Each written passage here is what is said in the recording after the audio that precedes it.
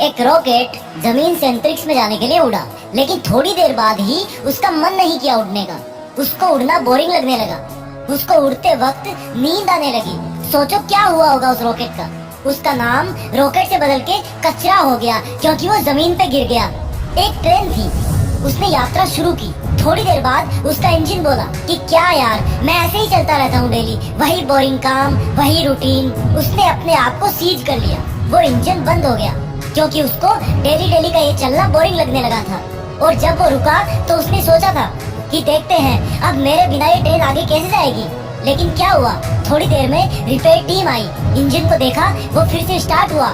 आखिर में इंजन बदल दिया गया और ट्रेन तो फिर भी चल पड़ी। क्या सीख मिलती है हमें इन दोनों किस्सों से? रॉकेट वाला किस्सा बताता है कि अगर तुम्हें अपना काम, अपनी पढ़ाई बोरिंग लगने लगी है ना, तो इसका मतलब अब तुम्हारी किस्मत का कचरा बनने वाला है, क्योंकि तुमने सीखना बंद कर दिया है। अगर तुम्हें पढ़ते वक्त आलस आने लगा है, तो इसका मतलब अब थोड़े दिनों में तुम्हारी लाइफ का कचरा बनने वाला है। अगर इसको कचरा बनने से बचाना है तो अपनी पढ़ाई, अपनी मेहनत जारी रखो। ट्रेन से क्या सीखने को मिला?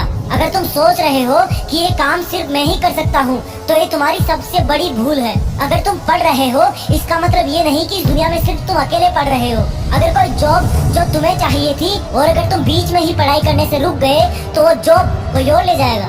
ट्रेन को खींचने वाले तुम एक ही इंजन नहीं हो, बहुत सारे हैं। जो काम तुम नहीं करोगे वो कोई और कर देगा। तो फिर क्यों ना तुम अपने आलस को तोड़ के अपनी पढ़ाई में जी जान से लग जाओ, क्योंकि तुम्हारा पढ़ते रहना ही तुम्हारे स्टूडेंट होने की पहचान है।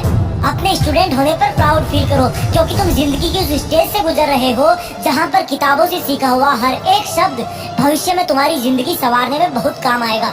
ये पढ़ाई कोई बोझ नहीं है, बल्कि इस ज्ञान की नाव पर जो सवार हो जाएगा, उसको ये नाव कहीं पर भी ले जाएगी, अच्छे से अच्छा जॉब दिलाएगी, इज्जत, दौलत और शोहरत सब होंगे। घड़ी में टाइम देखना बंद करो। उधर तुम देखो या ना देखो, वो चलती रहेगी। अगर करना है तो पढ़ाई करो, अपनी मंजिल के पहाड़ पे चढ़ाई करो। तुम्हारा सिलेबस और किताबें तुम्हारे जैसे IQ लेवल वाले स्टूडेंट्स के लिए ही बनाए गए हैं। इसलिए ये कहना बंद करो कि ये मुझसे नहीं होगा, और हाँ होगा, और वो भी सिर्फ तुझसे ही होगा। फिर भी पढ़ने और आगे बढ़ने का मन ना हो तो देखना अपने देश के झंडे की तरफ, कितने शान से वो लहरा रहा है।